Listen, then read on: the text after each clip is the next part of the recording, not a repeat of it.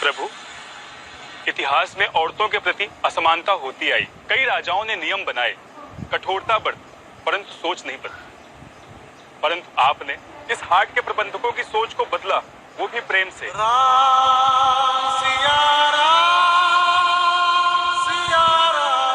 क्योंकि ये हमारी सोच है कि कीचड़ को कीचड़ से नहीं धोया जा सकता। कीचड़ को धोने के लिए निर्मल जल की आवश्यकता होती है। उसी प्रकार कठोर सोच को कठोर वचनों और कठोर दंड के भय से नहीं बदला जा सकता। दंड मनुष्य को उद्दंड बनाता है और भय मनुष्य को भड़काता है।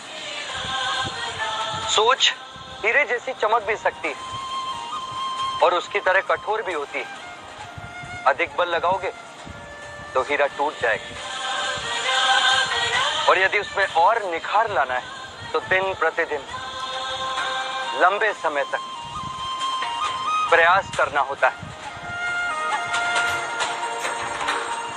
आप सबकी सोच में आया ये परिवर्तन हमारे राम राज्य की विजय की दिशा में बढ़ाया हुआ आपका पहला पग है।